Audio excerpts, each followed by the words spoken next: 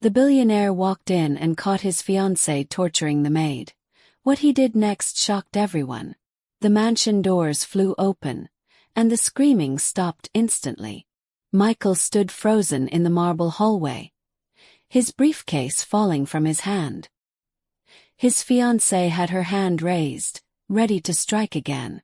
Grace knelt by an overturned chair, holding her cheek, saying nothing. For 3 seconds nobody moved. Then Michael's voice cracked the silence. Nobody in that house expected what he would do next. Nobody, especially not Emma, standing there in her red silk dress, smiling like she'd done nothing wrong at all.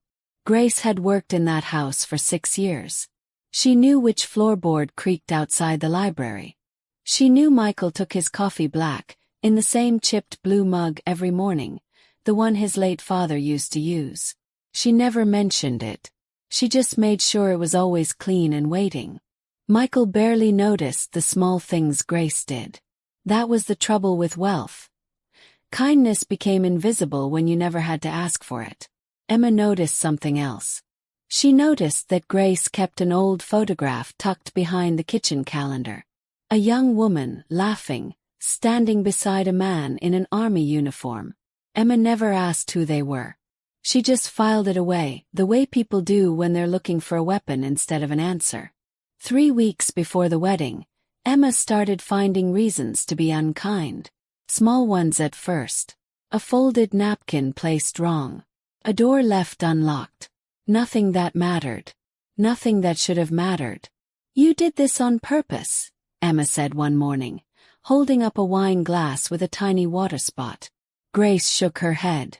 "I dried it myself, ma'am. Don't lie to me." Henry, the elderly house manager who'd worked there longer than anyone, watched from the doorway and said nothing. He'd learned a long time ago that saying something to Emma only made it worse for whoever she'd decided to punish. By the second week, it wasn't about wine glasses anymore. Emma found reasons every single day. She raised her voice in front of guests. She made Grace re-clean rooms that were already spotless. Once, she threw a stack of folded towels on the floor just to watch Grace pick them up again. Grace never fought back. She needed this job. Her daughter was in nursing school 2 states away, and every paycheck mattered more than her pride. But Henry started keeping a small notebook in his coat pocket. What he'd seen. He didn't know yet how much that notebook would matter. By the final week before the wedding, the house felt like a held breath. Emma's cruelty had stopped hiding itself. Staff whispered in the kitchen. Nobody dared tell Michael, afraid of losing everything for saying the wrong thing to the wrong person. Grace thought about quitting every single night. But then she'd remember her daughter's voice on the phone, proud and hopeful, and she'd put her shoes back on the next morning. Then, one afternoon, Emma found the photograph. She held it up in the hallway, turning it over in her hands like it was evidence in a trial. "Who is this?" she demanded. Grace's hands started to shake. "Please, give that back. Not until you tell me who he is." Grace reached for it. Emma pulled it away, laughing, and that's when everything happened at once. The shove, the fall, the table crashing over. And that's the exact moment the front door opened. Michael stood there, briefcase forgotten on the floor, staring at the woman he was supposed to marry in 9 days. He didn't see a wine glass or a folded towel. He saw his fiancée standing over a woman on the ground. And in his hand, without even realizing he'd picked it up, was the photograph. "Whose is this?" Michael asked quietly, staring at the man in the uniform. Grace wiped her eyes. "My husband. He passed 12 years ago. He served with your father, sir.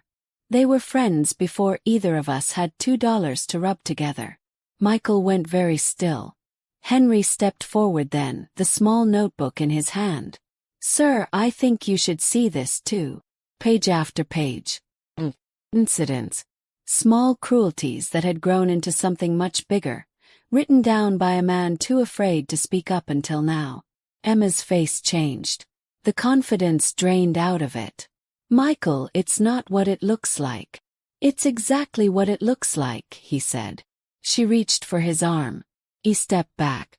"I gave you every part of this house," Michael said, his voice low and steady. "And you used it to hurt the one person who's kept it running with more heart than anyone I know." Emma opened her mouth, but no words came out. For the first time since anyone had known her, she had nothing to say. The wedding never happened. Emma left that same afternoon, and nobody in the house pretended to be sad about it. But that wasn't the part that shocked everyone. A week later, Michael sat down with Grace in the kitchen, in the chair she'd cleaned 1,000 times but never once sat in herself. He told her the truth, that her husband hadn't just been his father's friend. He'd saved his father's life once, long before Michael was born, and his father had never forgotten it. There had always been a promise between them, one that got lost in grief and time. Michael made sure it wasn't lost anymore. He paid off the last of her daughter's tuition that same week. He gave Grace a new position in the house, one with respect attached to it, not just duties. And when she tried to thank him, he shook his head. "You don't owe me thanks," he said. "I owe your family a debt that's long overdue." Henry got his own quiet reward too. Michael thanked him personally for the courage it took to finally speak up, and made sure everyone in that house knew that honesty would always be protected there, not punished. Grace kept the old photograph on the kitchen windowsill after that, where the morning light could reach it. Every day she made Michael's coffee in the same chipped blue mug. And every day he thanked her for it, out loud the way he never used to. Sometimes the smallest act of kindness, carried quietly for years, becomes the greatest legacy of all.